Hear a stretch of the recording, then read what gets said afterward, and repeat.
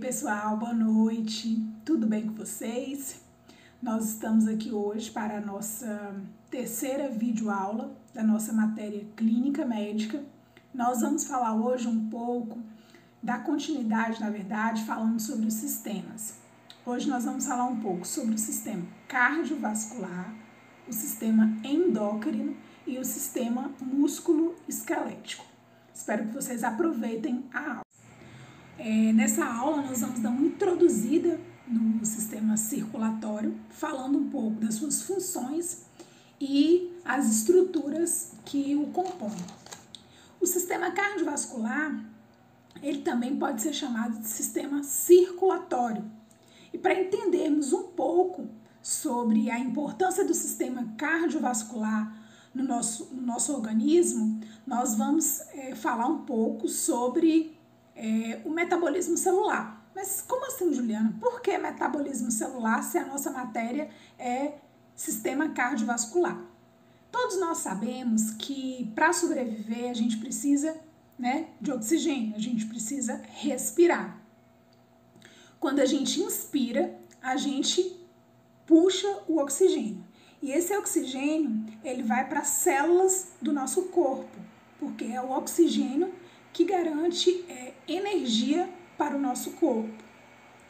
E esse oxigênio, ele chega às células do nosso corpo através do sistema cardiovascular. Então, a função do sistema cardiovascular é transportar o nutriente e oxigênio para o nosso corpo, além de remover o gás carbônico e regular a temperatura corporal, garantindo assim a defesa do nosso organismo. Então é importante que saibamos também os componentes do sistema cardiovascular. O sistema cardiovascular ele é composto por sangue, vasos sanguíneos e pelo coração. O sangue ele é um tecido composto por plasma, que é considerada a parte líquida do sangue, composto por água, sais minerais e compostos orgânicos, e é composta por glóbulos vermelhos, que são as hemácias, glóbulos brancos, que são os leucócitos, e pelas plaquetas. Além do sangue, o sistema cardiovascular também é composto por vasos sanguíneos. Os vasos sanguíneos podem ser divididos em veias, que é responsável em levar o sangue do corpo para o coração, e por artérias, que é responsável em levar o sangue do coração para o corpo. Então é importante que saibamos a diferença de veias e artérias. O profissional de enfermagem ele tem que ter esse conhecimento. A diferença da veia e da artéria, principalmente na hora da punção. Então, a veia, ela leva o sangue do corpo para o coração e a artéria leva o sangue do coração, bombeia o sangue do coração para o corpo.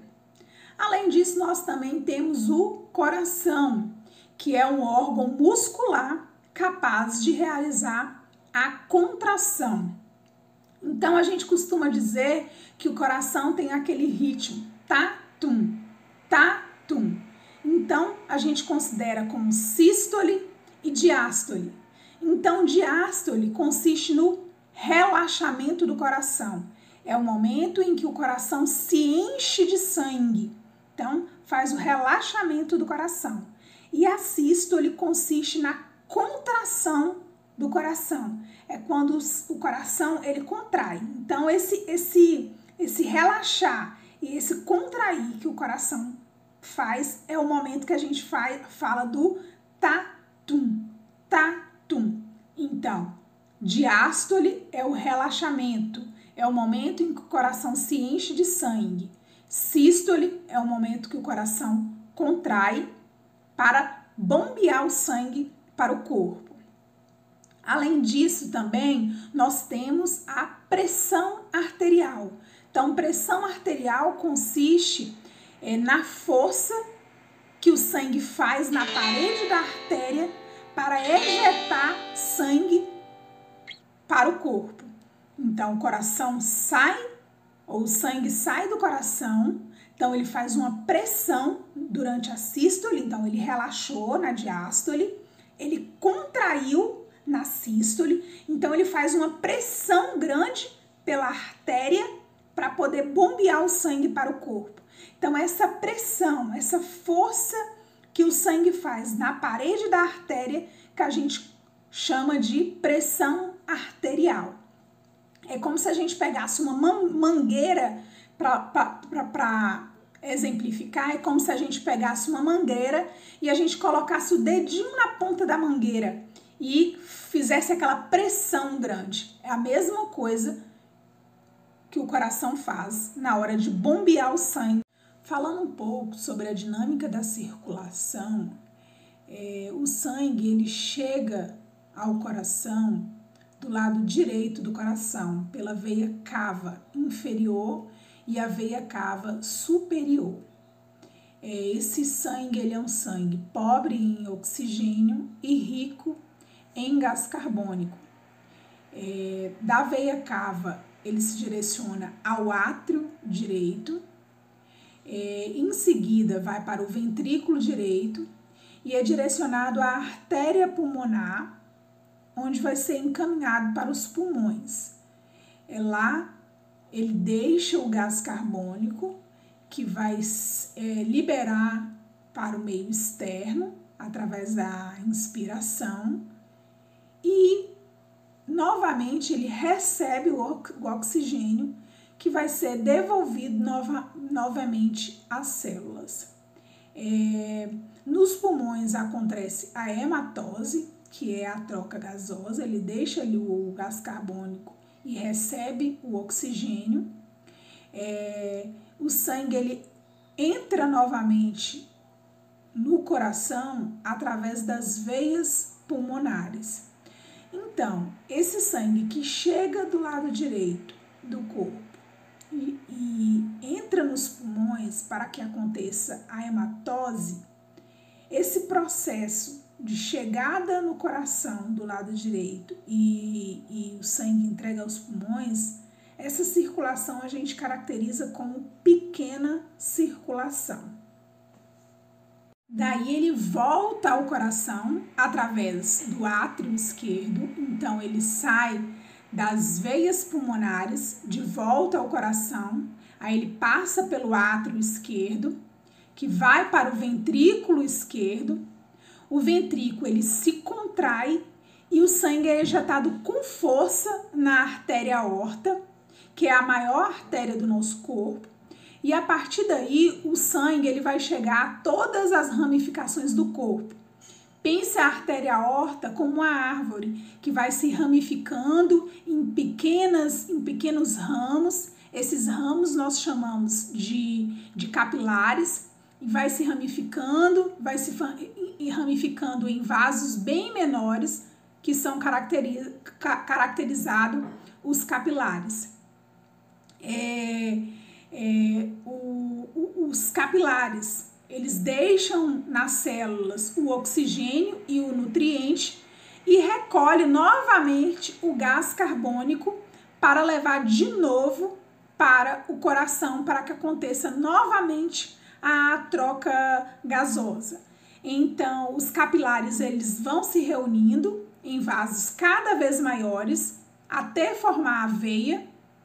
As veias ela continuam se reunindo e formando veias cada vez maiores, se formam as duas maiores veias do nosso corpo, que é a veia cava, superior e inferior, e novamente chega ao lado direito do coração para acontecer o processo. Então, o sangue ele vai e vem, vai e vem. Nós falaremos agora sobre as principais doenças que acometem o sistema cardiovascular. É importante que vocês saibam das principais, porque na hora da abordagem desse paciente, durante a triagem, é importante que vocês saibam quais são os sinais e sintomas que classifica cada uma dessas doenças, para saber como vai se comportar, qual vai ser a abordagem de enfermagem diante dessas afecções. Então, a primeira que nós trazemos para vocês é a angina de peito. A angina de peito é uma síndrome que se caracteriza por uma dor intensa na parte anterior do tórax, decorrente da falta de sangue e, consequentemente, de oxigênio para o músculo cardíaco. Os sinais e sintomas é uma síndrome de início súbito. Ela traz uma dor intensa no externo, que pode se irradiar para o pescoço, para o ombro, para o braço esquerdo, com uma sensação de pressão no tórax, um amolecimento do braço esquerdo, dificuldade respiratória, palidez e a sensação de morte eminente. É uma síndrome que se parece muito com um infarto. Então, assim, é uma dor precordial, que a gente chama muito intensa. Às vezes, a pessoa sente aquela sensação de dormência, de enfraquecimento do braço esquerdo. E nós temos que fazer a abordagem adequada desse paciente. O cuidado de enfermagem com paciente de angina de peito está relacionado durante a crise. É importante acalmar o paciente e afrouxar todas as roupas. Então, chegou um paciente com essa característica, tenta tranquilizar esse paciente, vai afrouxando todas as roupas. Verificar os sinais vitais é de suma importância, verificar a pressão, verificar a glicose, verificar a saturação, a frequência cardíaca desse paciente. Em seguida, administrar a medicação conforme a prescrição médica. Gente, é de suma importância. Verificou o quadro do paciente, sinalizou o médico, a prescrição é só com orientação médica. Oxigenoterapia, controlar o oxigênio quando é indicado. Está sempre controlando os sinais vitais desse paciente para ver se está tendo alguma alteração do sinal vital. Quando necessário, entrar com a massagem cardíaca, entrar com uma respiração artificial e orientar o paciente e a família sobre a doença e no intuito de estar sempre evitando novos casos.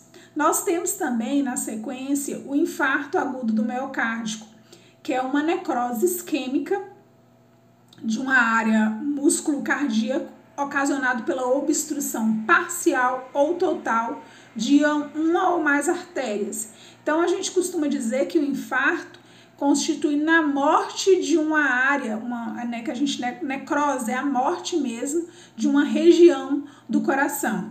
Então, os sinais e sintomas estão relacionados a uma dor súbita, dor que aparece de repentina, uma sensação de esmagamento de tórax, parece que vai esmagar seu tórax de tanta dor que se tem.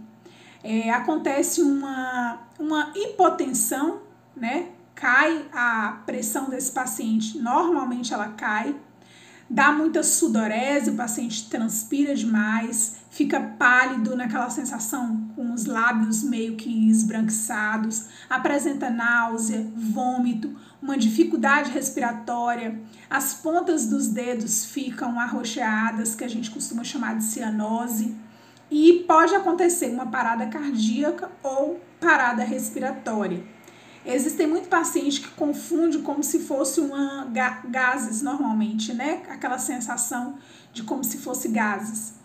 O cuidado de enfermagem relacionado ao paciente com infarto agudo do miocárdio está em proporcionar o repouso a esse paciente, controlar os sinais vitais é de fundamental importância, como eu já falei, pressão, glicose, ver a oxigenação desse paciente, ver a frequência cardíaca, administrar a medicação também conforme prescrição médica, manter sempre o paciente calmo, evitando qualquer tipo de esforço. Se o paciente que tiver que fazer xixi, pegue a comadre ou o pinico ou o papagaio, evitar que esse paciente levante e que ele faça esforço. É importante controlar a diurese, às vezes, né, o médico pede logo para poder passar uma sonda, então o enfermeiro, com o auxílio do profissional técnico de enfermagem, ele vai fazer a passagem da sonda. Está sempre prestando cuidado de higiene, no leito desse paciente, para o paciente que é pós-infarto, por exemplo, manter a vigilância contínua desse paciente e anotar todas as observações relacionadas a este paciente. Estimular sempre esse paciente a respiração profunda, a mudança de decúbito e os exercícios leves com os membros inferiores para evitar as complicações respiratórias e também as complicações circulatórias. Outra afecção do sistema cardiovascular que é muito comum nos dias de hoje é a hipertensão arterial. Então, a hipertensão arterial é caracterizada pela elevação duradoura da pressão arterial, nas quais a pressão diastólica ela está acima de 90 e a sistólica acima de 140, ou seja, a pressão arterial é maior que 140 por 90 milímetros de mercúrio. Os sinais vitais os sinais e sintomas de alterações da pressão arterial ou hipertensão arterial são enxaquecas matinais, a fadiga, o nervosismo e a irritabilidade e o escurecimento da visão. Aí eu trago para vocês aí um mapa onde mostra pra gente a classificação da pressão nos dias atuais. Então, a gente classifica uma pressão normal quando ela apresenta níveis de 120 por 80. A pessoa é pré-hipertenso quando ela apresenta níveis entre 121 a 139 por 81 por 89. O paciente é considerado hipertenso grau 1 entre 140 a 159 de sistólica e 90 a 99 de diastólica. Hipertensão grau 2, quando ele está entre 160 e 179 de sistólica e 100 a 109 de diastólica. E hipertensão grau 3, quando ele está acima de 180 de sistólica e maior que 110 de diastólica. Então, essas são as classificações para a hipertensão arterial. Os cuidados de enfermagem relacionados à hipertensão arterial está em proporcionar um ambiente tranquilo, verificar os sinais vitais, principalmente a pressão, e quando eu falo, está sempre verificando em horários alternados, uma hora de manhã, uma hora à tarde, uma hora à noite, para ver se está tendo uma oscilação no valor dessa pressão. Observar os efeitos colaterais do uso da medicação e orientar o paciente sobre a importância de evitar café, fumo, álcool, alimentos muito gordurosos, com sal excessivo, se possível, praticar atividade física, evitar estresse, né? Tudo isso para estar controlando a pressão. Agora nós vamos falar um pouquinho sobre o sistema endócrino. O sistema endócrino constitui um conjunto de órgãos que apresenta como atividade característica a produção de secreções denominadas hormônios, que são lançados na corrente sanguínea e irão atuar no organismo no controle de funções. O sistema endócrino, ele é formado por glândulas, e essas glândulas elas são divididas em glândulas endócrinas, que lançam o produto nos vasos sanguíneos. Exemplo delas, temos a tireoide, a hipófise e o pâncreas. Glândulas exócrinas, que lançam o produto de secreção no meio externo, por exemplo, as glândulas sudoríparas, que lançam o suor, as glândulas sebáceas, que lançam o sebo, as glândulas salivares, que lançam a saliva, tudo no meio externo. E temos as glândulas mistas, que lançam tanto produtos de secreção no meio externo como no meio interno. Como exemplo, temos o pâncreas, o fígado, o testículo, o ovário, né, que são exemplos de glândulas mistas.